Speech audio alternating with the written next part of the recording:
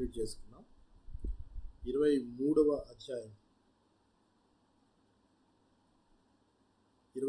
అధ్యాయము మొదటి నుంచి యాక్చువల్గా 8 వచనాల వరకు ఈరోజు మనం మాట్లాడుకుందాం. ఈ మొదటి నుంచి 8 వచనాలతో మనకి 9వ ప్రవచనం కంప్లీట్ అవుతుంది. ఈ 9వ ప్రవచనము ప్రత్యేకంగా మనము 21వ అధ్యాయం నుంచి మాట్లాడుకున్నాం. రాజులను గూర్చిన ప్రవచనం. ఇర్మియా గారు అనేక విషయాలు మాట్లాడుతూ రాజులకు కూడా వాళ్ళని గూర్చిన ప్రవచనాలు చెప్పడం జరిగింది. సో 23వ అధ్యాయంలో 1 నుంచి 8 వచనాలు కాబట్టి మనము మొదటగా 2 వచనాలు చదువుకొని నేటి వాక్య ధ్యానాన్ని ప్రారంభించుకుందాం. 23వ అధ్యాయము మొదటి 2 వచనాలను చదువుకొని నేటి వాక్య ధ్యానం ప్రారంభించుకుందాం. యెహోవా వాక్కు ఇదే: నా మందలో చేరిన గొర్రెలను నశింపచేయచ్చు చెదరగొట్టు కాపరులకు శ్రమ. ఇశ్రాయేలు దేవుడైన యెహోవా తన జనులను మేపు కాపరులను గూర్చి ఇలాగు సెలవిచ్చుచున్నాడు: మీరు నా గొర్రెలను గూర్చి విచారణ చేయక నేను మేపుచున్న గొర్రెలను చెదరగొట్టి పారదోలితిరి. ఇదిగో మీ దుష్క్రియలను బట్టి మిమ్మును శిక్షించబోచున్నాను.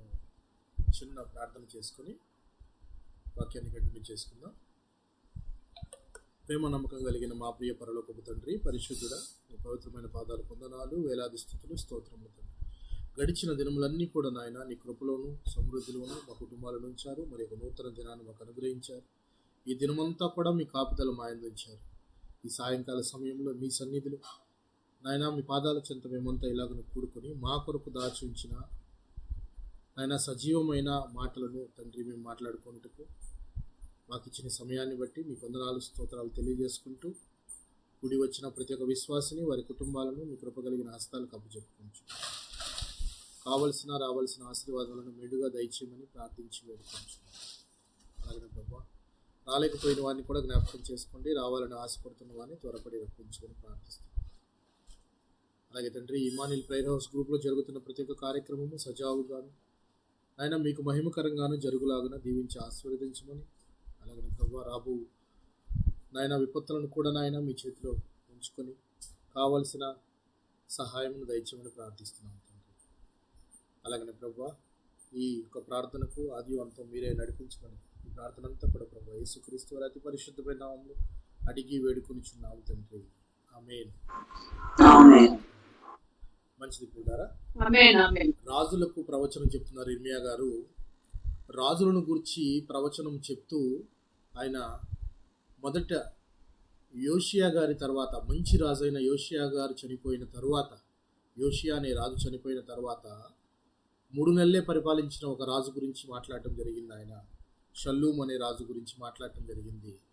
ఆయన ఎక్కడికైతే కొనిపోబడతాడో అక్కడే మరణిస్తాడు, మరలా తిరిగి రాడు అని చెప్పి, మీరు అంగలార్చవద్దు, మీరు చనిపోయిన వారిని గురించి బాధపడద్దు, ఇక్కడి నుంచి వెళ్ళిపోయిన వారిని గురించి ఆలోచించండి, వారికి జన్మభూమికి తిరిగి రారు అని చెప్పి షల్లూము అనే రాజు గురించి మాట్లాడుతున్నాడు. అంటే యూదా రాజ్యాన్ని పరిపాలించిన రాజులలో యోషియా దాకా ఒక శకం అనుకుందాం. అంటే యోషియా అనే రాజు దాకా ఒక శకం అయితే ఇక అక్కడి నుంచి ఉన్న రాజులు ఎక్కువ మంది లేరు, 4. ఆ 4 రాజుల తర్వాత ఇక పూర్తిగా యెరూషలేము అంతా కూడా నాశనం అయిపోయిందని మాట్లాడుకున్నాం. అందులో యోషియా గారు చనిపోయిన తర్వాత వెంటనే రాజుగా ఈ యొక్క వ్యక్తిని, యెహోయాహాజు అనే వ్యక్తిని రాజుగా వాళ్ళు ఎన్నుకున్నారు.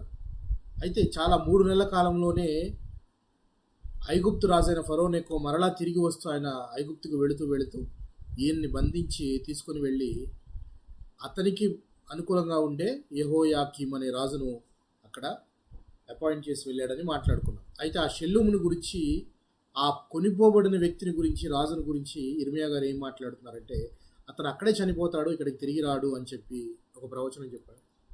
తర్వాత యెహోయాకీము అనే వ్యక్తిని గురించి కూడా ప్రవచనం చెప్పాడు. అతనైతే నీతి తప్పి తన నగరును స్థాపించుకున్నాడు. అంటే జనుల పట్ల, ప్రజల పట్ల నీతి న్యాయములు అనుసరించి నడుచుకోనమని ఎప్పటి నుంచో చెప్తూ ఉన్నాడు దేవుడు. కానీ అది అనుసరించి నడవక ఎవరైతే తనని అపాయింట్ చేశారో ఐగుప్తు రాజైన ఫరోనెకో, తనని అపాయింట్ చేసింది అతను కాబట్టి అందుకని ఆయన భారీగా ట్యాక్స్లు అవి విధిస్తే అవి జనుల మీద, ప్రజల మీద విధించి విపరీతమైన కష్టాలకు వాళ్ళని గురి చేసినట్టు మనం చూస్తాం. ప్లస్ అవినీతికి రాజు అని చెప్తూ ఆయన గురించి ప్రవచనం చెప్తూనే నీతి తప్పి నగరులను స్థాపించే వారికి శ్రమ అని చెప్పి, ప్లస్ జీతమియ్యక కూలి చేయించుకునే వారికి కూడా శ్రమ అని చెప్పి ఆయన గురించి చెప్తూ అతని మరణాన్ని గురించి ప్రవచిస్తాడు. ఎలా ఉంటుంది అతని మరణం అని చెప్పాడు, జ్ఞాపకం ఉందా మీకు ఎవరికైనా? యెహోయాకీం అనే రాజు యొక్క మరణము ఏ విధంగా ఉంటుందో జ్ఞాపకం ఉందా మీకు? ఎలా ఉంటుందంటే ఆయన గురించి అయ్యో నా సహోదరుడా, అయ్యో సహోదరి అని అతని గురించి అంగలార్చరు. అయ్యో నా ఏలినవాడా, అయ్యో శోభవంతుడా అని అతని కొరకు అంగలార్చరు. అతని గురించి అసలు ఏడ్చేవారే ఉండరు. ఎలా చనిపోతాడట అతడు యెరూషలేము గుమ్మముల ఆవలికి ఈడవబడి పారవేయబడి గాడిద పాతిపెట్టబడు రీతిగా పాతిపెట్టబడును. అతను గాడిద ఎలా పాతిపెట్టబడుతుందో అలా పాతిపెట్టబడతాడు. అంత హీనమైన చావును అనుభవిస్తాడు యెహోయాకీము అని చెప్పి ఒక రాజు గురించి ప్రవచనం చెప్పాడు. ఈయన తర్వాత ఈయన కుమారుడైన యెహోయాకీను అనే రాజు గురించి ప్రవచనము చెప్తూ ఇతనైతే ఏకంగా బబులోను రాజు ఇతన్ని తీసుకొని వెళ్ళిపోతూ ఇతనితో కూడా ఇతని తల్లిని కూడా అతని రాణులను ఆ ఉన్న వాళ్ళందరినీ కూడా ఆయన కొనిపోతాడు అని చెప్పడం జరిగింది. చెప్తూ ఆ మనిషి ఇక వర్ధిల్లడు, సంతానము కూడా ఉండదు అతనికి. ఇక అతని తర్వాత వారసులు ఎవరు ఉండరు రాజ్యాన్ని పరిపాలించడానికి. ఇక మీదట యూదా మీద రాజు అనేవాడు ఉండడు అని చెప్పేసి యెహోయాకీను గురించి మాట్లాడటము జరుగుతుంది. అయితే తర్వాత మనము మాట్లాడుకున్నది 23వ అధ్యాయంకి వచ్చాం. 23వ అధ్యాయంలో ఇక్కడ ఎవరి గురించి మాట్లాడుతున్నాడు అంటే, యెహోవా వాక్కు ఇదే, నా మందలో చేరిన గొర్రెలను నశింపచేయుచు చెదరగొట్టు కాపరులకు శ్రమ. ఇప్పుడు ఆ కాలంలో కాపరులు అంటూ ఎవరున్నారు? ఎవరు కాపరులు అంటే చెప్పండి, ఎవరైనా కానీ. ఇర్మియా గారు మాట్లాడుతున్న కాలానికి కాపరులు అంటే ఎవరు?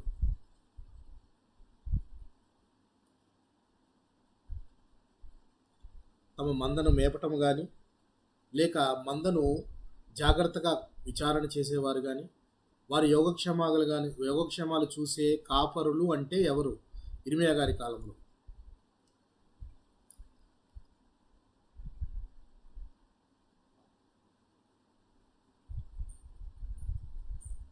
క్వశ్చన్ అడిగాను, మీకు సమాధానం తెలిస్తే చెప్పండి, లేదంటే ముందుకు వెళదాం.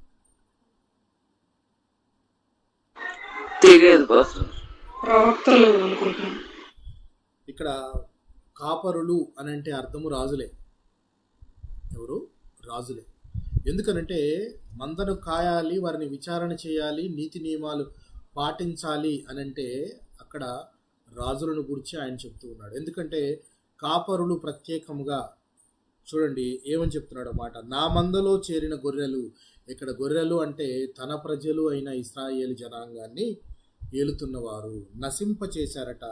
ప్లస్ కొట్టారు వాళ్ళు. చెదరగొట్టారు అని అంటే ఆల్రెడీ మనము అషూరు చెర చూసాం. ఇశ్రాయేలీల 10 గోత్రాల వారు అషూరు చెరకు వెళ్ళిపోయారు. ఈ చెరకు వెళ్ళిపోయిన దానికి కారణభూతులైన వారిలో రాజులు బాగా ఉన్నారు. మొట్టమొదటి రాజే జనులందరినీ కూడా తప్పుదోవ పట్టించి, ఈయన కాదు, ఇదిగో ఐగుప్తు నుంచి మిమ్మల్ని తీసుకొచ్చింది ఇదే దేవుడు అని చెప్పేసి ఆయన బంగారు దూడలు చేపించిన రాజు కనబడుతున్నాడు. సో వీరు నీతి న్యాయాలను అనుసరించి జనాలను విచారణ చేస్తూ వారి యోగక్షేమాలు చూడక నా మందలో చేరిన గొర్రెలను చెదరగొట్టారు అని చెప్తున్నాడు. ఇప్పటికే చెదిరిపోయి ఉన్నారు చాలామంది. యూదులు అని పిలువబడే లేక ఇశ్రాయేలీలు అని పిలువబడే వీళ్ళంతా కూడా 10 గోత్రాల జనమంతా కూడా అషూరు చెరలో ఉన్నారు. మిగిలిన యూదా బెన్యామీనీయులు చివరి దశలో ఉన్నారు. ఆయన చెప్తూ ఉన్నాడు చూడండి, అక్కడ చెదరగొట్టు కాపరులకు శ్రమ. ఇశ్రాయేలు దేవుడైన యెహోవా తన జనులను మేపు కాపరులను గూర్చి ఇలాగ సెలవిచ్చుచున్నాడు, మీరు నా గొర్రెలను గూర్చి విచారణ చేయక నేను మేపుచున్న గొర్రెలను చెదరగొట్టి అవి పారదోలారు. ఇదిగో మీ దుష్క్రియలను బట్టి మిమ్మల్ని నేను శిక్షించబోతున్నాను, మీరు చేసిన చేష్టలను బట్టి మిమ్మల్ని నేను శిక్షించబోతున్నాను అని చెప్తున్నాడు. చెప్తూనే దేవుడు చెప్పిన గొప్ప మాటలు మన గనక ఆలోచిస్తే 3వ వచనాన్ని, మరియు నేను వాటిని తోలివేసిన దేశములన్నిటిలో నుండి నా గొర్రెల శేషమును సమకూర్చి తమ దొడ్లకు వాటిని రప్పించెదను. ఎంత గొప్ప ప్రామిస్ అంటే ఈ యొక్క ఇశ్రాయేలీలకు దేవుడు శిక్షించబోతున్నాను అని చెప్తున్నాడు. ఎక్కడైనా చూడండి, ఏ గ్రంథమైనా చూడండి మీరు, గ్రంథంలో వారు చేసిన తప్పిదం ఉంటుంది, దేవుడు వేయబోయే శిక్ష ఉంటుంది. చివరికి వచ్చేటప్పటికి ఏముంటుంది చెప్పండి? దేవుడు వేయబోయే శిక్ష ఉంటుంది, చివరికి వచ్చేటప్పటికి ఏముంటుంది చెప్పండి? దేవుని యొక్క కృప ఉంటుంది. దేవుడు వారిని ఎలాగా రీఎస్టాబ్లిష్ చేస్తాడు, దేవుడు వారిని ఎలాగా తిరిగి పునరుద్ధరిస్తాడు అనేది క్లియర్గా రాయబడి ఉంటుంది. ప్రతి గ్రంథము అంతే. మీరు గమనించినట్లయితే ఇక్కడే చెప్తున్నాడు, మిమ్మల్ని నేను నశింపజేస్తానంటున్నాడు, నశింపజేసే కాపరులను నశింపజేస్తానంటున్నాడు. అయితే వాళ్ళ వల్ల ఎవరైతే ఇబ్బంది పడ్డారో వాళ్ళందరినీ కూడా నేను చెదిరిపోయిన ప్రదేశాలన్నిటి నుంచి కూడుస్తానంటున్నాడు. ఇప్పుడు చెదిరిపోయిన ప్రదేశాలన్నిటి నుంచి కూర్చినప్పుడు మరలా వీరందరినీ చూసుకోవడానికి ఎవరు కావాలి? మరలా వీళ్ళందరినీ పరిపాలించడానికి ఎవరు కావాలి? మరలా కాపరి కావాలి కదా.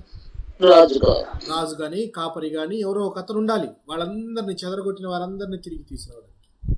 దానికి ఆయన గొప్ప ఒక ప్రామిస్ చెప్తున్నాడు వాళ్ళకి. ఏమని చెప్తున్నాడు చూడండి. మరియు నేను వాటిని తోలివేసిన దేశములన్నిటిలో నుండి నా గొర్రెల శేషమును సమకూర్చి తమ దొడ్లకు వారిని రప్పించెదను, అవి అభివృద్ధి పొంది విస్తరించును. చూసారా, ఎలాంటి విపత్తు జరిగిన తర్వాత అయినా కానీ దేవుని యొక్క ఆశీర్వాదం ఇశ్రాయేలీయుల మీద ఎంతగా ఉందంటే, తిరిగి వచ్చిన జనమంతా కూడా అభివృద్ధి పొంది విస్తరిస్తారట. ఒకసారి ఆల్రెడీ అబ్రహాముకు చేసిన వాగ్దానము, నీ 4వ తరం వారు ఇక్కడికి వచ్చి బహుగా విస్తరిస్తారు, ఈ యొక్క దేశాన్ని స్వతంత్రించుకుంటారని చెప్పిన వాగ్దానం ప్రకారం అందరూ వచ్చారు. 4వ తరం వారు వచ్చారు. ఎవరు 4వ తరం వారంటే చెప్పండి? అబ్రహాము తర్వాత ఇస్సాకు, ఇస్సాకు తర్వాత యాకోబు, యాకోబు తర్వాత యాకోబు తర్వాత వారి గోత్రాలు, యాకోబు సంతతి వారు. ఆ సంతతి వారు కూడా ఎక్కడున్నారు? ఆ సంతతి వారంతా కూడా ఐగుప్తులో ఉన్నారు. ఐగుప్తులో విపరీతంగా విస్తరించారు. తిరిగి వాళ్ళు ఇక్కడికి వచ్చే కాలానికి మరి ఒక తరం వచ్చింది. అప్పటికే 3 generations అయిపోయింది. 4th generation వచ్చి అక్కడ ఆ యొక్క ప్రదేశంలో ఉన్నారు అని దేవుడు ఎంత చక్కని ప్రామిస్ వాళ్ళకి చేస్తూ ఉన్నాడంటే, శిక్షించే దేవుడే ఆదరిస్తాడు అని చెప్పి అని ఎంత గొప్ప మాట ఆయన చెప్తున్నాడు చూడండి.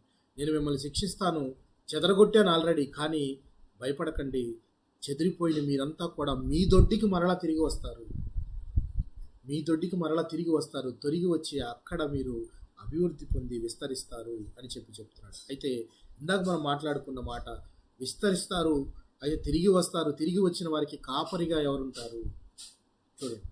నేను వాటి మీద కాపరులను నియమించేదను, దేవుడు అంటున్నాడు. మీ మీద మరలా కాపరులను నియమించేదను అంటున్నాడు. ఇక మీదట అవి భయపడకుండా బెదిరిపోకుండాను వాటిలో ఒకటైనను తప్పిపోకుండా వీరు నా గొర్రెలను మేపెదరు. వాటిని భయపెట్టకుండా, వాటిని ఎక్కడికి తప్పిపోకుండా వాటి జాగ్రత్తలు చూసుకునే కాపరులను నేను అపాయింట్ చేస్తాను అని అంటున్నాడు. తిరిగి సమకూర్చిన తర్వాత వారందరూ వెళ్ళిపోయిన ప్రదేశాల నుంచి తిరిగి తీసుకొచ్చిన తర్వాత దేవుడు అపాయింట్ చేస్తాను కాపరులని అంటున్నాడు. కాపరులను అపాయింట్ చేస్తాను అని అంటే, తిరిగి వచ్చిన ప్రజలు ఏ కాపరి గురించి ఎదురు చూడాలి? వారు ఏ కాపరి గురించి ఎదురు చూడాలి అని కనుక ఆలోచిస్తే చూడండి. నేను వాటి మీద కాపరులను నియమించేదను, యెహోవా ఇలాగ సెలవిచ్చుచున్నాడు, రాబోవు దినములలో నేను దావీదునకు నీతి చిగురును పుట్టించేదను, దావీదునకు నీతి చిగురును పుట్టించేదను, అతడు రాజై పరిపాలన చేయును, అతడు వివేకముగా నడుచుకొనుచు కార్యములు జరిగించును, భూమి మీద నీతి న్యాయములు జరిగించును, అతని దినములలో యూదా రక్షణ నందును, ఇశ్రాయేలు నిర్భయముగా నివసించును, యెహోవా మనకు నీతి అని అతనికి పేరు పెట్టుదురు. ఎవరి గురించి చెప్తున్నాడు ఈ మాటలు? ఈజీగా అర్థమైపోతున్నాయి మనకి. ఎవరి గురించి మాట్లాడుతున్నాడు దేవుడు? Very good. ఎవరి గురించి మాట్లాడుతున్నాడు? మన ప్రభు అయిన యేసుక్రీస్తు గురించి మాట్లాడుతున్నాడు. యేసుక్రీస్తు గురించి మాట్లాడుతున్నప్పుడు ఆయన చెప్పిన మాట, దావీదునకు నీతి చిగురును పుట్టించేదను అంటున్నాడు. దావీదు అంటున్నాడు. ఈ నీతి చిగురు అనేది మనకి ఇక్కడొక్క చోటే కాదు, ఈ యొక్క ఇర్మియా గారి ముందు ప్రవక్త అయిన, ఇర్మియా గారి కంటే ముందుగా వచ్చిన ప్రవక్త ఎవరు చెప్పండి? ఆ యొక్క మన యొక్క బైబిల్ వరుసలోనూ కూడా ఉంటుంది. ఇర్మియా గారి కంటే ముందు వచ్చిన ప్రవక్త ఎవరు చెప్పండి? యెషయా గారు. యెషయా గారు కూడా ఈ చిగురు అనే ప్రస్తావించినట్టు మనకి ఆ యొక్క యెషయా గ్రంథంలో కనపడుతుంది. ఎవరి కోసము ఇక్కడ చిగురు అనేది ఎలా అర్థంతో రాయబడిందో ఒకసారి మనం గమనిద్దాం. యెషయా గ్రంథం 4వ అధ్యాయము 2వ వచనాన్ని గమనిద్దాం. ఈ 2వ వచనాన్ని కనుక మనం గమనిస్తే, ఆ దినమున యెహోవా చిగురు మహిమయు భూషణమగును, ఇశ్రాయేలులో కొనిన వారికి భూమి పంట అతిశయాస్పదముగాను శుభలక్షణముగాను ఉండును. ఇక్కడ ఆ దినమున, ఏ దినమున? ఆ దినమున అని ఒక దినము గురించి యెషయా గారు చెప్తున్నారు. ఇక్కడ ఆ దినమున యెహోవా చిగురు మహిమయు భూషణమును అగును, ఇశ్రాయేలులో తప్పించుకొనిన వారికి, అంటే రెమ్నెంట్ పీపుల్, శేషించిన వారికి, అందరూ నశించిపోగా శేషించిన వారు ఉంటారు కదా ఇశ్రాయేలు వారు, వారి గురించి మాట్లాడుతున్నాడు. శేషించిన వారికి, యెరూషలేములో నిలువబడిన వానికి, అనగా జీవం పొందుటకై యెరూషలేములో దాఖలైన ప్రతివానికి పరిశుద్ధుడని పేరు పెట్టుదురు. అయితే ఎప్పుడు, ఏ దినమున అంటే ఆ దినం ఏంటో మనం కనుక 4వ వచనంలో కనుక గమనిస్తే, తీర్పు తీర్చు ఆత్మ వలనను దహించు ఆత్మ వలనను ప్రభువు సియోను కుమార్తెలకున్న కల్మషమును కడిగివేయునప్పుడు, దేవుడు మన పాపములన్నీ కడిగివేసినప్పుడు, లేక ఆ యెరూషలేములో ఉన్న వారి పాపములను కడుగువేసినప్పుడు, ఆ దినము, ఏ దినము? ఆ దినము అంటే జనరల్గా మనకు వచ్చే ఐడియా దినము జడ్జిమెంట్ డే. ఆ దినమునే అందరి లెక్క, అందరి శేషము, లేక ఎవరికి ఇవ్వాల్సిన లెక్క వాళ్ళకి చేరిపోతుంది. కల్మషమంతా కడిగివేయబడిపోతుంది. సో యెరూషలేమునకు తగిన రక్తమును దాని మధ్య నుండి తీసివేసి దాన్ని శుద్ధి చేయునప్పుడు, అప్పుడు యెహోవా చిగురు అని ఇక్కడ ఎవరికి పేరు కనబడుతుందంటే, మిగిలిన జనాంగానికి యెహోవా చిగురు అని పేరు కనబడుతుంది. ఎందుకంటే ఈ యెషయా గ్రంథంలోని 60వ అధ్యాయంలో ఒక మాట ఉంటుంది. 60వ అధ్యాయంలో గమనిద్దాం ఒక్కసారి. 60వ అధ్యాయంలో 21వ వచనాన్ని కనుక మనం గమనిస్తే, నీ జనులందరూ నీతిమంతులయ్యుందురు, నన్ను నేను మహిమపరుచుకొనున్నట్లు వారు నేను నాటిన కొమ్మగాను నేను చేసిన పనిగాను ఉండి దేశమును శాశ్వతముగా స్వతంత్రించుకుందురు. దేవుడు నాటిన కొమ్మ అంటే ఎవరి గురించి మాట్లాడుతున్నట్టు ఇక్కడ ప్రజలారా? కొమ్మ, చిగురు, ఇక్కడ డిఫరెంట్ మీనింగ్స్ ఉంటాయి. అయితే ఇక్కడ మనం చూస్తుంది బ్రాంచ్ ఆఫ్ గాడ్, లేక బ్రాంచ్ ఆఫ్ ద లార్డ్, దేవుని యొక్క చిగురు అని కనుక ఆలోచిస్తే, ఇక్కడ 21వ వచనంలో దేవుని చిగురు అంటే దేవుడు నాటిన కొమ్మలుగా ఇశ్రాయేలు జనాంగం పిలువబడుతున్నారు. నాటిన కొమ్మలు, దేవుడు నాటిన కొమ్మలుగా పిలువబడుతున్నాడు. అయితే దీనిని బట్టి యెషయా గ్రంథంలో, ఇదే యెషయా గ్రంథంలో మనకు 11వ అధ్యాయంలో మనకందరికీ తెలిసిన వచనం రాయబడి ఉంటుంది. 11వ అధ్యాయంలో మొదటి వచనమే రాయబడి ఉంటుంది. ఏమనండి? యెషయా మొద్దు నుండి చిగురు పుట్టును, వాని వేరుల నుండి అంకురము ఎదిగి ఫలించును. యెషయా మొద్దు అని ఎందుకని రాయబడింది ఇక్కడ? మొద్దు నుండి చిగురు. మొద్దు అంటే ఏంటి?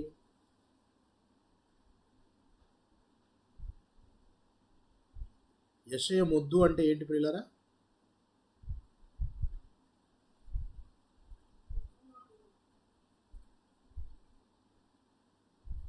ఇక్కడ యెషయా ఎవరు పోని చెప్పండి.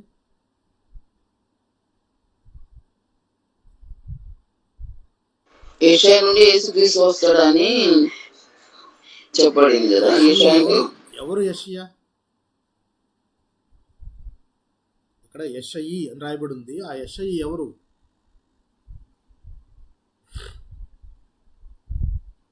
ఈ వాక్యం మనం ఎప్పుడు చదువుతుంటామా? చాలాసార్లు చదువుతుంటాం. యెషయి ఎవరు అనేది మనకు తెలియకుండా వాక్యం ఎన్నిసార్లు చదువుతున్నాం. దావీదు గారి తండ్రి. Very good. దావీదు గారి తండ్రి. యెషయి అంటే దావీదు తండ్రి. యెషయి మొద్దు అంటే అర్థం ఏంటి?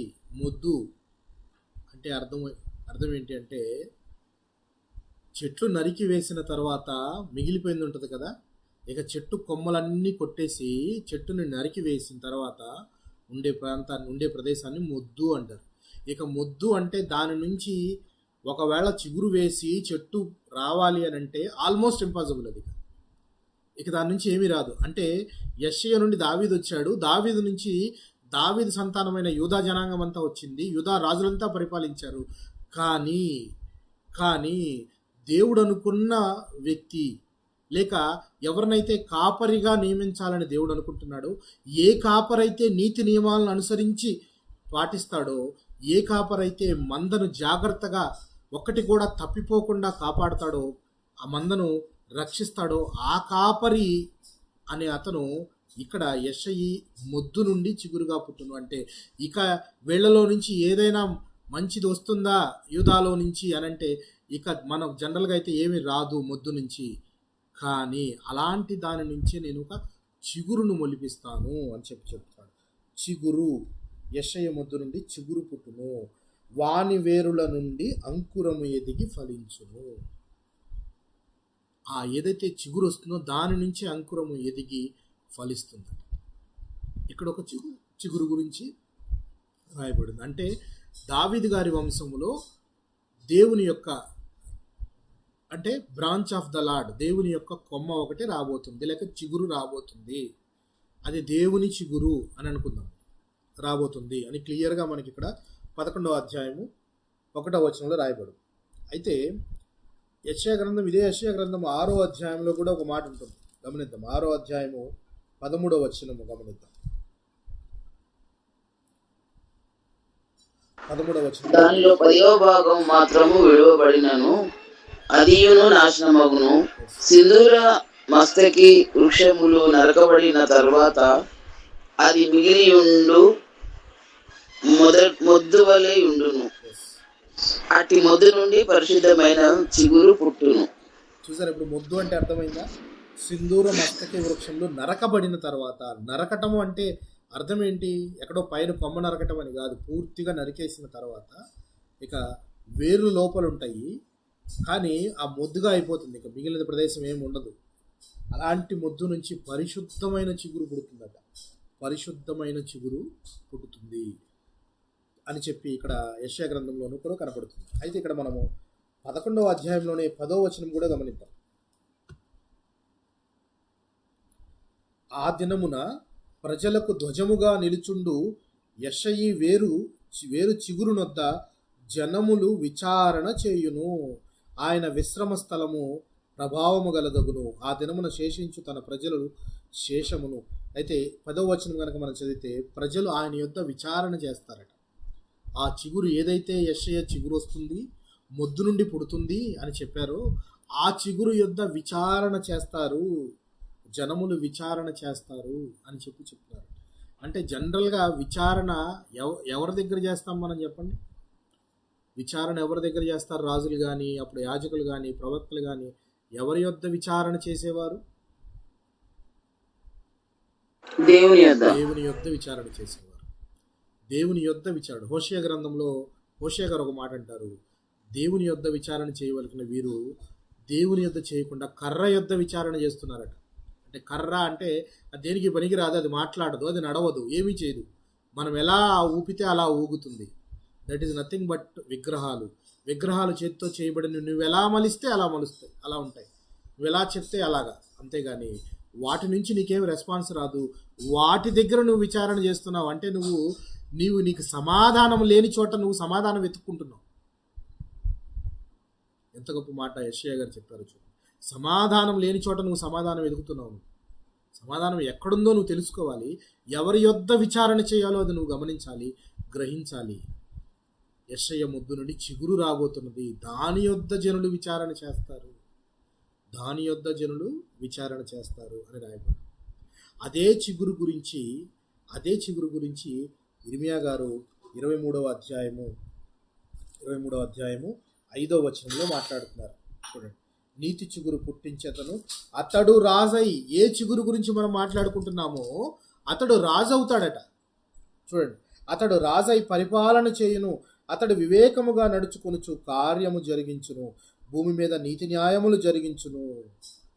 అతనికి చేయవలసిన, అతనికి ఇచ్చిన పనిని అతను నిర్వర్తిస్తాడు, రాజై పరిపాలన చేయును అని చెప్పి ఆ చిగురు గురించే చెప్తున్నాడు. ఏ చిగురు గురించి యెషయా గారు మాట్లాడారో, ఏ చిగురు అనేది మొద్దు నుండి పుడుతుందో, ఏ చిగురు వద్ద జనులు విచారణ చేయాలో ఆ చిగురు రాజై పరిపాలన చేస్తాడు అని చెప్పి ఇక్కడ చెప్తూ ఉన్నాడు. అతడు భూమి మీద నీతి న్యాయములను జరిగిస్తాడు అని చెప్పి చెప్తాడు.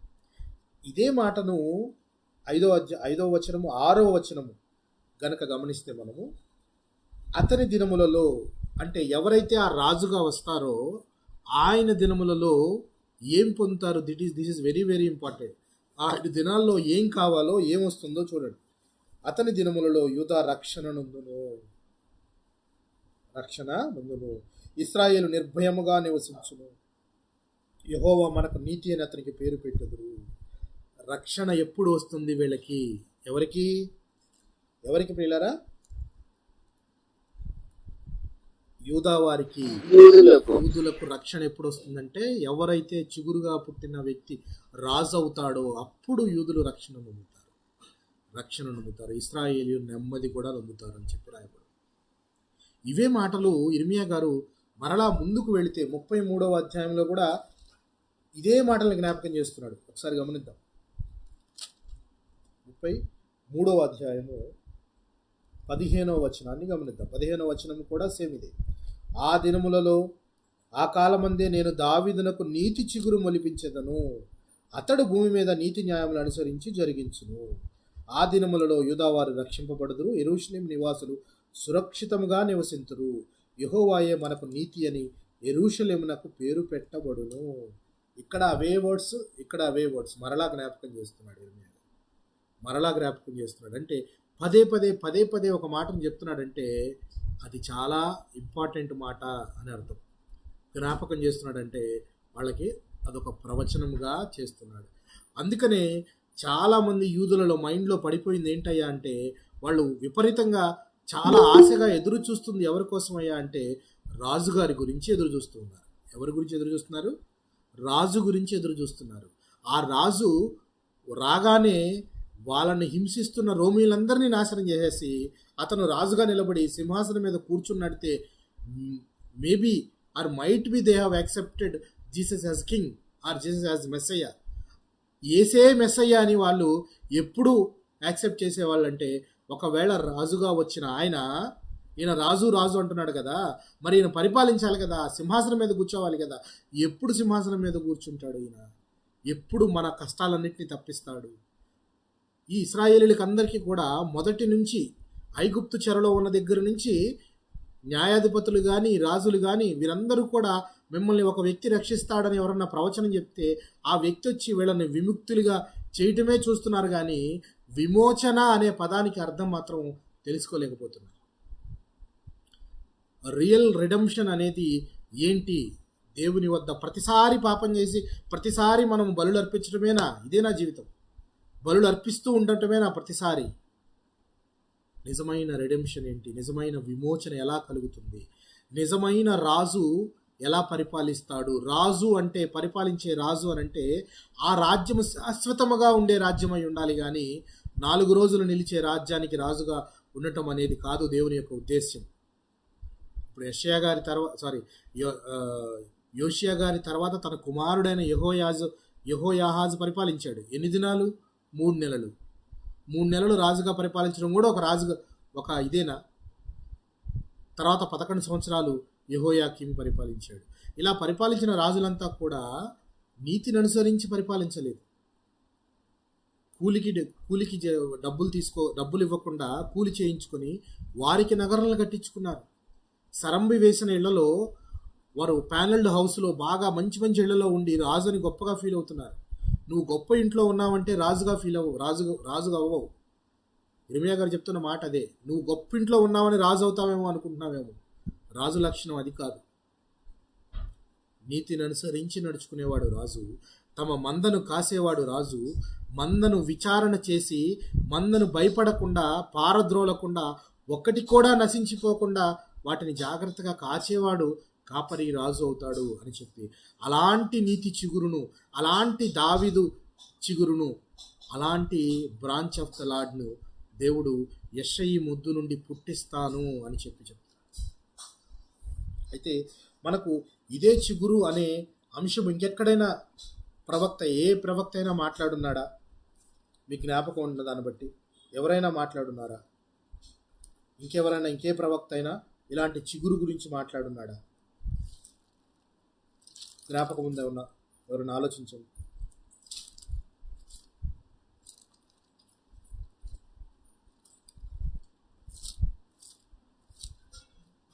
జ్ఞాపకం వచ్చిందా? ఇలాంటి చిగురు అనే పదం లాగే ఇంకెవరైనా ప్రవక్తలు మాట్లాడున్నారా?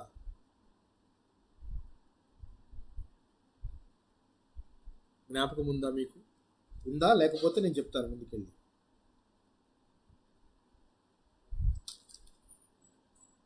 ఉందా? లేదండి. మీకా గారు అక్కడ ప్రస్తావించినట్లయితే నువ్వు అల్పమైన దానివైనను నీలో నుండి, అది యూదా బెత్లెహేం గురించి, అది యూదా బెత్లెహేం ప్రాంతాల గురించి, అక్కడ బెత్లెహేంలోనే ప్రభువు పుడతాడని చెప్పడానికి ఆ గ్రామం గురించి మాట్లాడిన మాట్లాడి ఇక్కడ చిగురు అనే మాట అనమాట. అంటే యెషయా ముద్దు నుండి చిగురు పుడుతుంది. ఇప్పుడు మనం మాట్లాడుకున్నాం చిగురు గురించే. ఇర్మియా గారు మాట్లాడారు, యెషయా గారు కూడా మాట్లాడారు అని చెప్పి మనం చూసాం. యెషయా గారు 3 చోట్ల ప్రస్తావన చేశాడు ఆయన రాజుగా ఏలుతాడని చెప్పేసి. అలాగే ఈ చిగురు గురించి మరి ఒక ప్రవక్త కూడా మాట్లాడాడు. ఆ ప్రవక్త ఎవరో కాదు, జకర్యా గారు. ఎప్పుడు ఇర్మియా, ఎప్పుడు జకర్యా. ఇర్మియా గారైతే చెరకు వెళ్ళక ముందు మాట్లాడుతున్నాడు. జకర్యా గారైతే చెరకు వెళ్ళి వచ్చి తిరిగి మందిరం కట్టుకుంటూ ఆగిపోయిన మందిరం ఆగిపోయి ఉంటే జనాలు మందిరం సంగతి మర్చిపోయి వాళ్ళు మాత్రం ఇల్లు కట్టుకుంటూ ఉంటే అప్పుడు దేవుడు ఇంట్రడ్యూస్ చేశాడు వీళ్ళని, హగ్గయ్యని జకర్యాని. మీరిద్దరూ వెళ్ళి వాళ్ళతో మాట్లాడండి. వాళ్ళు ఏంటి మర్చిపోయి వాళ్ళు ఇల్లు కట్టుకుంటున్నారు కానీ దేవుని మందిరాన్ని కట్టట్లేదే, సరంబి వేసిన వెళ్ళలో మీరు ఉండటం న్యాయమా అని చెప్పి దేవుడు మాట్లాడతాడు. అప్పుడు హగ్గయ్య జకర్యా గారు వస్తారు. ఆ జకర్యా గారు తనకు కలిగిన దర్శనాల్లో ఈ యొక్క ప్రజలకు అక్కడ నాయకులుగా ఉన్నవారికి ప్రోత్సహించడానికి ఆ జకర్యా గారు చెప్పిన ఒక ప్రొఫెసీయే మెస్సియానిక్ ప్రొఫెసీ. అంటే మెస్సీని గురించిన ఒక ప్రవచనమే ఈ చిగురు అనే ప్రవచనం కూడా ఉంటుంది. ఎవరికి చెప్తుంటాడు అది? ఎవరిని ఉత్సాహపరచడానికి చెప్తుంటాడంటే తిరిగి వచ్చిన తర్వాత రెండవసారి మందిరము కడుతూ ఉన్నప్పుడు ముఖ్యులుగా ఉన్నది ఎవరయ్యా అంటే, ముఖ్యులుగా ఉన్నది ఎవరు? అప్పుడు జెరుబ్బాబెల్ అనే వ్యక్తి, అతను ఒక గవర్నర్గా వస్తాడు. అతనికి తోడుగా మరి ఒక అతని వ్యక్తి వస్తాడు. అతని ప్రధాన యాజకుడైన యోషువ, అతని పేరే యెహోషువ. ఈ యెహోషువ యుద్ధాల గ్రంథాలు పాత యెహోషువ ఇద్దరు ఒకళ్ళు కాదు, ఎందుకంటే ఆయన అప్పటివాడు. ఈ యెహోషువ యాజకుడుగా వస్తాడు. వీళ్ళిద్దరూ కూడా చాలా చప్పబడిపోతారు. ఎందుకనంటే రాజులు ఆపేశారు. కోరేషు గారు ఏమన్నా రాజు మందిరం కట్టుకోండి అని సలహా ఇచ్చాడు. కానీ ఆయన వెళ్ళిపోయిన తర్వాత వచ్చిన రాజులు మందిరాన్ని ఆపేయమన్నారు. ఆపేశాము. రాజుగారి ఆజ్ఞ లేనిదే మనం ఏం చేయగలం అని ఆపేశారు. కానీ అసలు విషయం తెలియదు వాళ్ళకి. అసలు కట్టించేది నేను అని చెప్పి దేవుడు వాళ్ళకి వాగ్దానం చేసిన దాకా వాళ్ళు నమ్మలేకపోయారు. యెహోవా ఇల్లు కట్టించిన ఎడల ఎవరి ప్రయాసం వ్యర్థము. నువ్వు గొప్పగా కట్టాలనుకుని ప్లాన్ చేసినా కానీ if it is not God's will, it is not going to be fulfilled, it is not going to be completed at all. అది పూర్తియే కాదు, అది దేవుని చిత్తమై ఉండాలి, దేవుడే కట్టించాలి. అలాగా ఆ మందిరాన్ని కట్టించేటప్పుడు వాళ్ళంతా అనుకుంటున్నారు సమయం ఇంకా రాలేదు అని ఆలోచిస్తున్నారు. ఇంకా సమయం రాలేదు, సమయం వచ్చినప్పుడు అన్ని మందిరం దానంతరికి అదే కంప్లీట్ అయిపోతుంది అనుకుంటున్నారు. కానీ వీరి ప్రయత్నం చేయటం లేదు. అసలు వాళ్ళ దగ్గర ఒక గొప్ప ఆయుధం ఉన్న సంగతే మర్చిపోయారు. వాళ్ళు పని చేయటం మానేస్తే మన దగ్గర ఉన్న ఆయుధాలను కూడా మన మాట వినవట. వాళ్ళు అలాగైపోయారు, చతికిలు పడిపోయి ఉన్నారు. వాళ్ళ దగ్గర ఉన్న గొప్ప ఆయుధం ఏంటో తెలుసా? కోరేష్ గారు రాసిచ్చిన తాకీదు, ఒక డిగ్రీ, ఒక లెటర్. అది చాలా విలువైనది. ఆయన రాతపూర్వకంగా రాసిచ్చేయడానికి వాళ్ళకి అది బయట పెడతారు తర్వాత, వాళ్ళకి తెలివి వచ్చిన తర్వాత. ఎందుకంటే అప్పటికి పారసిక ప్రభుత్వమే నడుస్తుంది. ఇంకా పారసిక ప్రభుత్వం కంప్లీట్గా కూలిపోలేదు. పారసికుల తర్వాత కదా నెక్స్ట్ వచ్చే డిపార్ట్మెంట్. కానీ పారసిక రాజులు ఉండగానే వీళ్ళు మర్చిపోయారు. వాళ్ళందరికీ ఆ రాజులు, పారసిక రాజులందరికీ కూడా ఆదర్శవంతమైన రాజు ఎవరయ్యా అంటే కోరేషు. స్టిల్ ఇరాన్ గవర్నమెంట్, ఇరాన్లో ఇప్పటికీ చూస్తే కోరేషును జాతి పిత అని పిలుస్తారు. జాతిపిత అని పిలవటం అంటే గొప్ప వ్యక్తినే చిన్న వ్యక్తేనండి? గొప్ప వ్యక్తి. చాలా గొప్ప వ్యక్తి. ఇరాన్ దేశంలో ఇప్పుడు చూసినా కానీ కోరేషు తెలియని వాళ్ళు ఉండరు. అలాంటి వ్యక్తి డిగ్రీ ఇచ్చాడు, తాకీదు ఇచ్చాడు. ఆ సంగతి మర్చిపోయారు వీళ్ళు అక్కడి నుంచి బయలుదేరి వచ్చినప్పుడు బంగారము, డబ్బులు వీటితో సహా ఆయన ఇచ్చిన తాకీదుని కూడా తీసుకొని వచ్చారు. బట్ మర్చిపోయారు.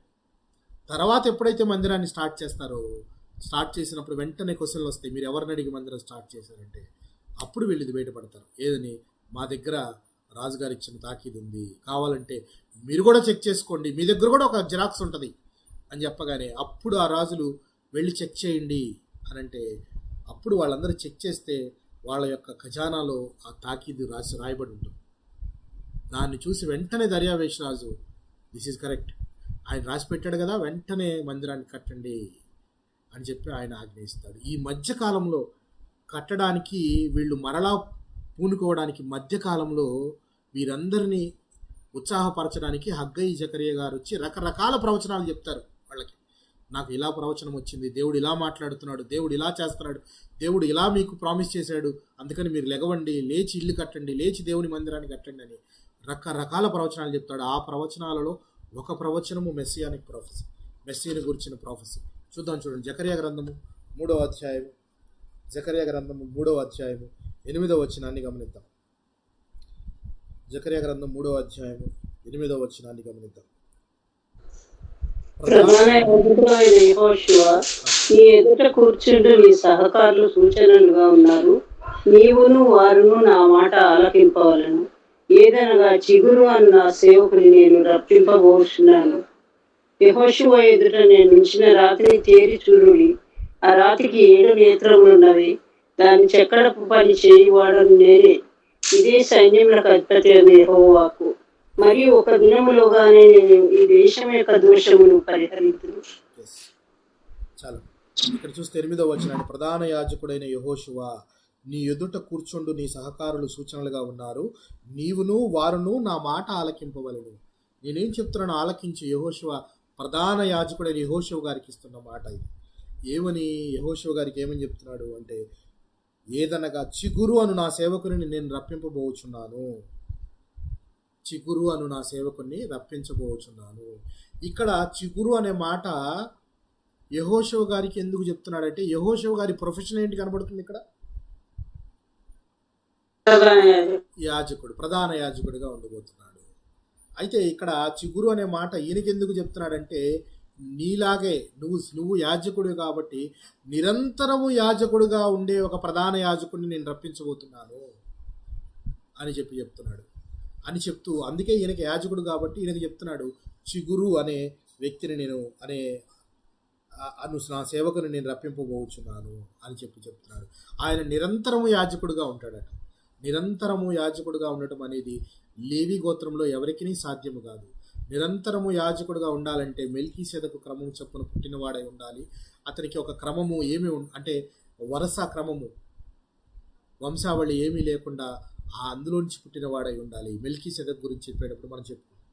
సో నిరంతరము యాజకుడు వై ఉందువు అంటే ఆ నిరంతరమైన యాజకుడే చిగురు అనే సేవకుడు, మన ప్రభు అయిన యేసుక్రీస్తు వారు అని చెప్తున్నాడు. అయితే ఇదే జకరియా గ్రంథంలో 6వ అధ్యాయంలోనూ కూడా 6వ అధ్యాయంలో మరొక ప్రవచనంలో 12-13 వచనాల్లో ఇదే ప్రస్తావన ఉంటుంది. గమనించండి. 6వ అధ్యాయము జకరియా గ్రంథము 12 మరియు 13 వచనాలు. అతనితో ఇట్లను సైన్యములకు అధిపతి యెహోవా సెలవిచ్చినదేమనగా, చిగురు అని ఒకడు కలడు, అతడు తన స్థలములో నుండి చిగుర్చును, అతడు యెహోవా ఆలయమును కట్టును, అతడు ఘనత వహించుకొని సింహాసనాసీనుడై ఏలును. సింహాసనాసీనుడై అతడు యాజకత్వం చేయగా ఆ ఇద్దరికి సమాధానకరమైన యోచనలు కలుగును. 12-13 వచనాలు ఎంత గొప్ప మాట చెప్తున్నాడంటే, ఇందాక యాజకుడు గురించి చెప్పాడు, చిగురు అనే సేవకుడు నిరంతరం యాజకుడుగా ఉండే వ్యక్తిగా చెప్పాడు. నిరంతరము రాజుగా ఉండే వ్యక్తి గురించి ఇప్పుడు చెప్తున్నాడు. నిరంతరము రాజుగా ఉండే వ్యక్తి, is not only a king, is also going to build a temple for me. నాకు నాకు ఒక మందిరాన్ని కట్టిస్తాడు ఆయన. మీరేం ఆలోచిస్తున్నారు? ఈ మందిరాలు, ఈ రాళ్ళు, ఇవన్నీ కూడా శాశ్వతంగా ఉంటాయా? యేసుక్రీస్తు వారు అన్న మాట జ్ఞాపకం ఉందా? ఏమంటాడు? జ్ఞాపకం ఉందా మీకు? పడగొట్టి 3 దినముల్లో మరలా ముందు ఎంత గొప్పగా ఉంది ఈ యొక్క కట్టడం అని శిష్యులంటే, నేను చెప్తున్నాను, ఈ రాతి మీద రాయి నిలబడదు అని అంటే శాశ్వతమైనది కాదది.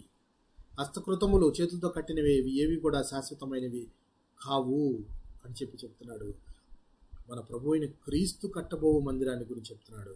అది శాశ్వతమైన మందిరంగా ఉంటుంది అని చెప్తున్నాడు. మీరు ఇప్పుడు లేచి మందిరాన్ని కట్టుకుపోతున్నారు కదా, మీకు ఫ్యూచర్లో జరగబోయి చెప్తున్నాను. అప్పుడు నాకు చిగురు అనే ఒక రాజు వస్తాడు. ఆ రాజు నిరంతరము రాజుగా ఉండి పరిపాలిస్తాడు. మరియు ఆయన నా కొరకు మందిరాన్ని కట్టిస్తాడు. నా కొరకు మందిరాన్ని కట్టిస్తాడంటే ఇదే ప్రవచనం మనకి ఎక్కడ కనబడుతుంది చెప్పండి? ఎక్కడ కనబడుతుంది చెప్పండి? దావీదు గారు ఆశపడినప్పుడు, మందిరం కట్టాలని ఆశపడినప్పుడు దావీదు గారితో దేవుడు అన్న మాట ఏంటి? కుమారుడు నా కొరకు మందిరం, నీ కుమారుడు నా కొరకు, నా ఘనత కొరకు ఒక మందిరము కట్టించు, నా నామ ఘనత కొరకు నీ కుమారుడు ఒక మందిరం కట్టించును. దావీదు వంశం నుంచి వచ్చిన ఒక కుమారుడు అంటే అక్కడ సొలొమోను గురించి చెప్పబడిన ప్రవచనం. అది ఫ్యూచర్లో క్రీస్తు గురించి చెప్పబడిన ప్రవచనం, ద్విముఖ ప్రవచనం అని మనం ఇంతకుముందు కూడా మాట్లాడుకున్నాం. ఇద్దరు వ్యక్తులు 2 కాలాల గురించి చెప్పేది ద్విముఖ ప్రవచనం. అప్పట్లో సొలొమోను గారి మందిరం కట్టిస్తే ఫ్యూచర్లో రాబో కాలంలో ప్రభు అయిన యేసుక్రీస్తు వారు కట్టించే మందిరము అని చెప్పి ఇక్కడ రాయబడింది. ఇక్కడ చూడండి, అతడు యాజకత్వము చేయగా ఆ ఇద్దరికి సమాధానకరమైన యోచనలు కలుగును అని చెప్పి చెప్పబడుతున్నాడు. అంటే ఇక్కడ చిగురు అనే వ్యక్తి క్రీస్తుకు, మెస్సయ్యకు సూచనగా మనకు కనబడుతూ ఉంది. అయితే ఇక్కడ ఇర్మియా గ్రంథం చూద్దాం. మనం ఇర్మియా గ్రంథంలోకి వెళ్ళిపోదాం. మనం ఎక్కడ ఇర్మియా గ్రంథంలో 5-6 వచనాలలో ఉన్నాం. అయితే ఇక్కడ మనం మాట్లాడుకున్న మాట ఏంటంటే పిల్లరా, ఆ రాజు వచ్చినప్పుడు యూదా వారికి ఏం కలుగుతుందని మాట్లాడుకున్నాం?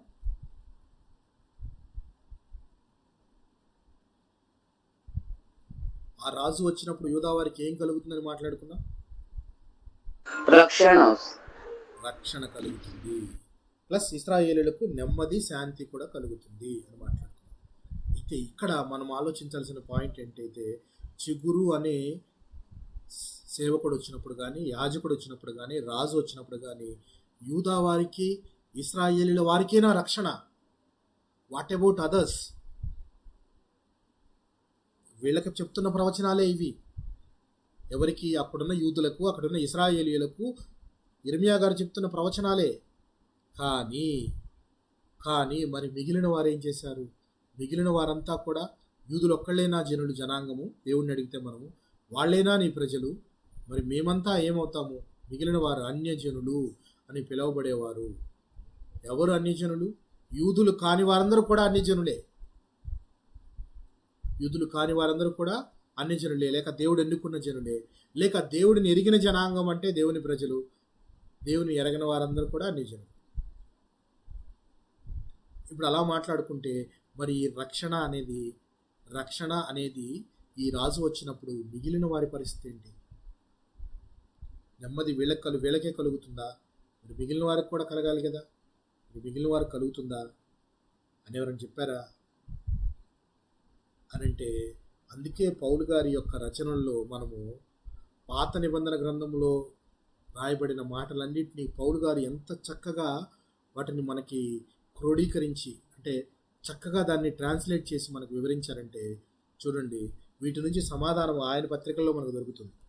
రోమాపత్రిక చూద్దాం. చూడండి, రోమాపత్రిక 15వ అధ్యాయం, రోమాపత్రిక 15వ అధ్యాయము 12వ వచనాన్ని గమనిద్దాం.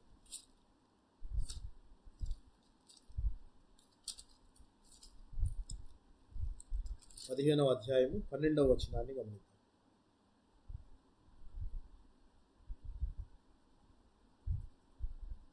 మరియు యెషయా ఇలాగు చెప్పుచున్నాడు, యెషయిలో నుండి వేరు చిగురు అనగా అన్యజనుల నేలుటకు లేచువాడు వచ్చును, ఆయన యందు అన్యజనులు నిరీక్షణ యుందుదురు. కాగా మీరు పరిశుద్ధాత్మ శక్తి పొంది విస్తారముగా నిరీక్షణ గలవారమగుటకు నిరీక్షణకర్తయగు దేవుడి విశ్వాసము ద్వారా సమస్త ఆనందముతోనూ సమాధానముతోనూ మిమ్మును నింపుగాక.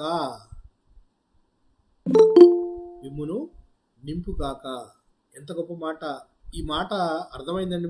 మీకు ఏమన్నా అర్థమైందా? ఈ మాట చదివిన మాట క్లియర్గా అర్థమైందా? మరలా చదవమంటారు ఒకసారి?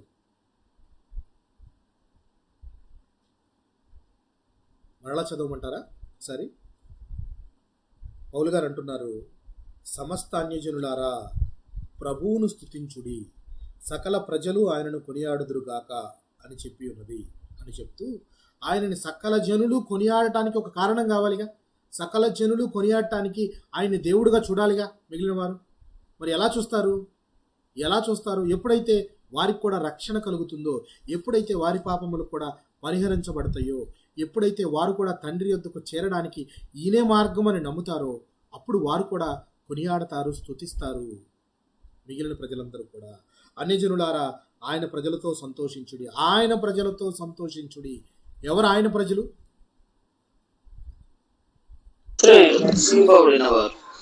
ఇశ్రాయేలీయులు.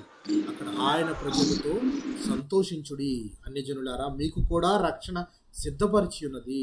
ఎందుకు? అన్యజనులని ఏలుటకై ఎప్పుడో యెషయా గారు చెప్పారు, వేరు చిగురు పుట్టును, యెషయి మొద్దు నుండి వేరు చిగురు పుట్టును. ఆయన అన్యజనులను ఏలుటకు అంటే అన్యజనులను కూడా ఆయన రాజే. కేవలం ఇశ్రాయేలీయులకు మాత్రమే రాజు అనుకోకుండా అన్యజనులకు కూడా రాజే. వాళ్ళని ఏలటానికి రాజుగా వస్తాడని చెప్పి రాయటం. అందుకే దాన్ని ఇందాక అక్కడ మనము ఇదే వచనాన్ని యెషయా గ్రంథంలో చదివాం. ఆ గ్రంథంలో ఈ విధంగా రాయబడలేదు, కానీ పౌలు గారు దాన్ని ఎంత చక్కగా విశదీకరించి రాశారో చూడండి. అక్కడ ఏమి రాయబడింది? యెషయి మొద్దు నుండి చిగురు పుట్టును అని రాయబడింది. అయితే ఇక్కడ దాన్ని ఆయన క్లియర్ చేసి ఎలా రాస్తున్నాడు చూడండి. మరియు యెషయా ఇలాగ చెప్పుచున్నాడు, యెషయిలో నుండి వేరు చిగురు అనగా అన్యజనుల లేరుటకు లేచువాడు వచ్చును, ఆయన యందు అన్యజనులు నిరీక్షణ ఎంచుదురు. అంటే వేరు చిగురు అంకురముగా ఎదుగుననుంది కదా. అంటే అర్థము చిగురు యేసుక్రీస్తు అయితే అన్యజనులమైన మనము ఆయనలో అంటుకట్టబడి ఎదుగుతున్న కొమ్మలం. మనం ఆయనలో అంటుకట్టబడి ఎదుగుతున్న కొమ్మలం. ఇంతకుముందు మీకు ఒకసారి చెప్పాను ఒలీవ వృక్షము గురించి, అడవి ఒలీవ చెట్టు గురించి ఒకసారి చెప్పాను, మీకు జ్ఞాపకం ముందే లేదనుకుంటా. అంటే అన్యజనులు అలాగే దేవుని జనాంగమైన ఇశ్రాయేలీయులు, వీళ్ళిద్దరిని పోల్చడానికి పౌలు గారు తీసుకున్న ఉదాహరణ ఏంటయ్యా, తీసుకున్న ఎగ్జాంపుల్ ఏంటయ్యా అంటే అడవి ఒలీవల చెట్టు, అలాగే ఇంకొకటి ఏంటో జ్ఞాపకం ఉందా మీకు? జ్ఞాపకం ఉందా మీకు? జ్ఞాపకం ఒకటేంటి?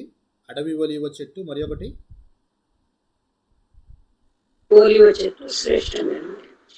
అంటుకట్టబడినది, లేకపోతే గ్రాఫ్టింగ్ చేయబడింది. గ్రాఫ్టింగ్ అంటారు కదా. గ్రాఫ్టింగ్ అంటే ఏంటి? గ్రాఫ్టింగ్ తెలుసు కదా మీకు? అంటుకట్టడం తెలుసు కదా. అంటే అడవి ఒలీవ చెట్టు ఒకటి, అంటుకట్టబడింది ఒకటి. అడవి ఒలీవ చెట్టునేమన్నా ఇశ్రాయేలు జనాంగంతో పోల్చాడు దేవుడు. అంటుకట్టబడిన వారు అంటే ప్రత్యేకంగా తీసుకుని వచ్చి ఆ చిగురుతో ఆ మొక్కతో లేక జాయిన్ చేసి దాన్ని అంటుకట్టడం. అంటే అది మరలా దానిలోనే ఎదుగుతుంది. అంటే ఆ మొక్కలో ఉండే సారము ఏదైతే అంటుకట్టామో అది దానిలో కూడా ట్రాన్స్ఫర్ అవుతుంది. ఈ చెట్టు యొక్క బలము దానిలో కూడా ట్రాన్స్ఫర్ అవుతుంది, అది కూడా అలాగే పెరుగుతుంది. అంటే అర్థము దేవుడు రక్షణని ఇశ్రాయేలుకే కాదు ఎవరికి కూడా పంచిపెట్టాడని అర్థం, ఎవరికి కూడా ఇచ్చాడని అర్థం, అన్యజనులకు కూడా పంచిపెట్టాడు. అన్యజనులు అయిన మనకు కూడా దేవుడు ఆ రక్షణ అనే భాగ్యాన్ని ఇచ్చాడు. ఇలా ఇచ్చాడు కంటే పౌలు గారు ఇంకా ఎంత గొప్ప మాట చెప్తాడంటే, ఆయన మీకు రక్షణ అన్యజనులకి ఇచ్చాడని మీరు అతిశయపడబాకండి. ఎలా అతిశయపడద్దు అని అంటే, ఫర్ ఎగ్జాంపుల్ మ్యాథ్స్ మాస్టర్ బాగా పనిచేయట్లేదని ఇంకొక మ్యాథ్స్ మాస్టర్ని తీసుకొచ్చాను అనుకుంటున్నారేమో మీరు. కాదు. అంటే అర్థము ఇశ్రాయేలు జనాంగాన్ని నేను కాదు అనుకొని మీకు రక్షణ ఇవ్వలేదు. మీరు అలా అతిశయపడతారేమో. ఇశ్రాయేలీలు వారికి ఇచ్చిన రక్షణను నిర్లక్ష్యం చేస్తే అప్పుడు మాకు ఇచ్చాడు దేవుడు అని అనుకుంటున్నారేమో. అలా మీరు అతిశయపడద్దు. చూద్దాం ఆ మాట ఒకసారి చూసి మనము ముగించుకుందాం. చూడండి, రోమాపత్రిక 11వ అధ్యాయం 24వ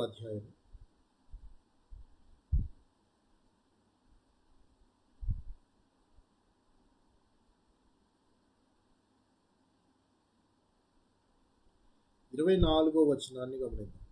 ఎట్లనగా నీవు స్వాభావికమైన అడవి ఒలీవ చెట్టు నుండి కోయబడి స్వభావ విరుద్ధముగా మంచి ఒలీవ చెట్టున అంటుకట్టబడిన ఎడల స్వాభావికమైన కొమ్మలకు వారు మరి నిశ్చయముగా తమ సొంత ఒలీవ చెట్టున అంటుకట్టబడరా. సహోదరులారా, మీ దృష్టికి మీరే బుద్ధిమంతులమని అనుకోకుండానట్లు ఈ మర్మము మీరు తెలుసుకొనగోరుచున్నాను. అదేమనగా అన్యజనుల ప్రవేశము సంపూర్ణమగు వరకు ఇశ్రాయేలీయులకు కఠిన మనస్సు కొంత మట్టుకు కలిగెను అని చెప్తూ 18వ వచనాన్ని గమనిద్దాం. 18వ వచనాన్ని గమనిద్దాం. నీవు అతిశయించితివా, చదువు. నీవు అతిశయించితివా, వేరు నిన్ను భరించుచున్నది గాని నీవు వేరును భరించుట లేదు. అందుకు నేను అంటకట్టబడు నిమిత్తము కొమ్మలు విరిచి వేయబడినవని నీవు చెప్పుదువు. నీవు అతిశయించితివా, వేరు నిన్ను భరించుచున్నది కానీ నీవు వేరును భరించటలేదు. నీవు అతిశయపడటానికి నీ భారమంతా మోస్తుంది మన ప్రభు అయిన క్రీస్తు. ఆయన నీకు రక్షణలో భాగ్యాన్ని ఇచ్చాడు, రక్షణలో అవకాశాన్ని ఇచ్చాడు. ఆయన రాజుగా వచ్చినప్పుడు అందరికీ రక్షణ భాగ్యంలో చోటిచ్చాడు. ఆయన నిన్ను మోస్తున్నాడు కానీ నీవు చిగురిని మోయటం లేదు. అందుకని నీవు అతిశయపడవలసిన అవసరం లేదు అని చెప్తూ ఇంకేమంటున్నాడు చూడు. నీ వేరును భరించట్లేదు. అందుకు నేను అంటుకట్టబడు నిమిత్తము కొమ్మలు విరిచివేయబడినని నీవు చెప్పదు. మంచిది, వారు అవిశ్వాసమును బట్టి విరిచివేయబడిది, నీవైతే విశ్వాసమును బట్టి నిలిచి ఉన్నావు. గర్వింపక భయపడుము. దేవుడు స్వాభావికమైన కొమ్మలను విడిచిపెట్టని ఎడల నిన్నును విడిచిపెట్టడు. తన స్వాభావికమైన కొమ్మలను విడిచిపెట్టని ఎడల ఇశ్రాయేలు జనాంగాన్ని ఎక్కడైనా విడిచిపెడతాను అని చెప్పి దేవుడు చెప్పాడా? గమనించారా మీరు? అన్ని గ్రంథాల్లో, ఏ గ్రంథాల్లో అయినా కానీ ఇశ్రాయేలీయులు చేసిన పాపాలకు తప్పిదాలకు దేవుడు శిక్ష వేస్తానన్న దేవుడే తిరిగి రక్షిస్తాడు అన్న ప్రామిస్ని ఇచ్చాడా లేదా? ఇచ్చాడు. తన స్వాభావికమైన కొమ్మలను విడవని దేవుడు నిన్ను కూడా విడవడు. అంటుకట్టబడ్డావు కదా అని చెప్పేసి నిర్లక్ష్యం కూడా చేయడు. అంత గొప్ప దేవుడు అని చెప్పకనే చెప్తున్నాడు దేవుడు. చూడండి, అలాంటి దేవుడు, అలాంటి చిగురు అనే ప్రభు అయిన క్రీస్తు వలన మనకు రక్షణ కలిగింది, రక్షణ భాగ్యము కలిగింది ప్రియులారా. ఆ రక్షణ భాగ్యములో మనం ఆయనలో అంటుకట్టబడి ఉన్న మనము నిలిచి ఉండాలి, ఎదుగుతూ ఉంటూ మనము భయపడుతూ ఉండాలి, దేవునికి భయపడుతూ ఉండాలి. ఎందుకో తెలుసా అంటే ప్రభు అయిన క్రీస్తు మీదకు వచ్చిన ఆత్మ ఆయన నా మీద నిలిచి ఉన్నది, యెహోవాకు భయపడులాగున ఆత్మ ఆయన మీద నిలిచి ఉన్నదని రాయబడి ఉంటుంది. చూద్దాం ఆ మాట ఒకసారి.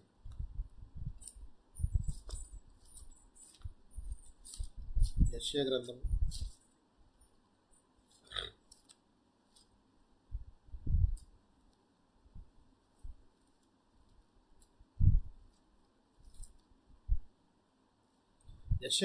11వ అధ్యాయం కనుక మనం ఇందాక గమనించినట్లయితే 11వ అధ్యాయంలో మొదటి వచనాన్ని చదివాం. మనం మొదటి వచనము చదివాం. 2వ వచనాన్ని గమనిద్దాం.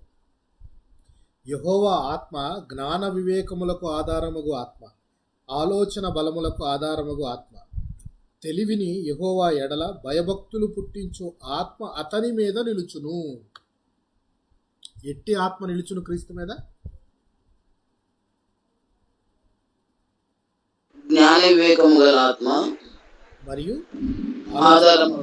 బలములకు ఆధారమగు ఆత్మ మరియు ఆలోచన బలములకు ఆధారమగు ఆత్మ, మరలా యెహోవా ఎడల భయభక్తులు పుట్టించు ఆత్మ.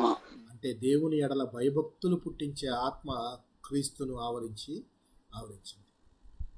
చిగురుగా పుడతాడైన రాజుగా యెహోవా యందు భయభక్తులు కలిగి ఉండటం అనేది మనకు కూడా ఇచ్చింది. మనము కూడా పరిశుద్ధాత్మతో మనము పరిశుద్ధాత్మ అనే గిఫ్ట్ను పొందుకున్నాం కదా మనము రక్షణ ద్వారా.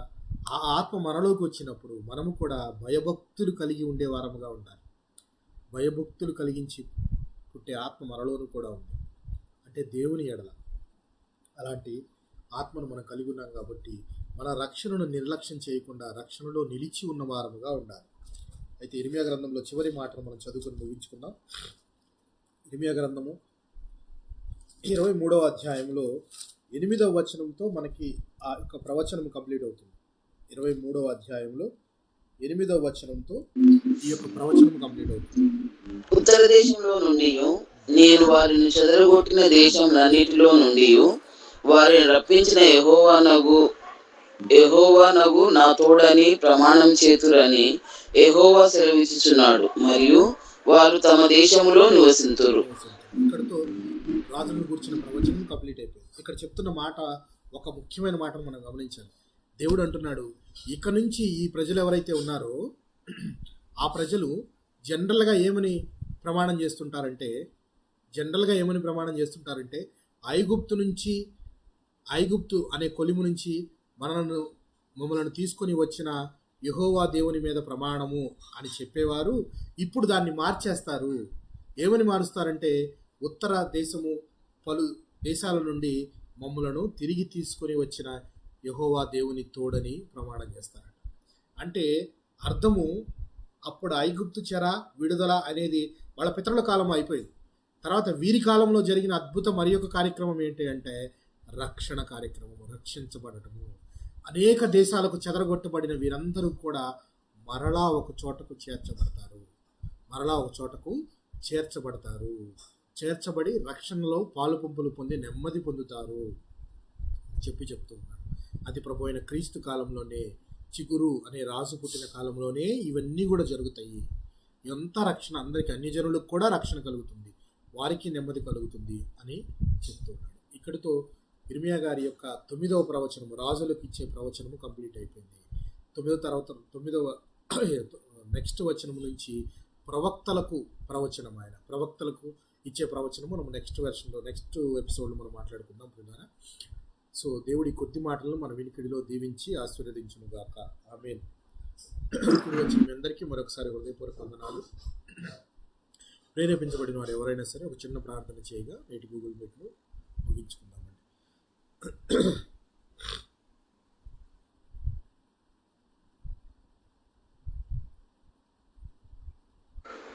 పరిశుద్ధుడా, ప్రేమగల మా పరులకు తండ్రి, నీ ఘనమైన పాదములకు స్తుతులు స్తోత్రం వందనం చేస్తున్నాం. ఇంతవరకు నేను నీ బిడ్డలు పెట్టుకొని మాతో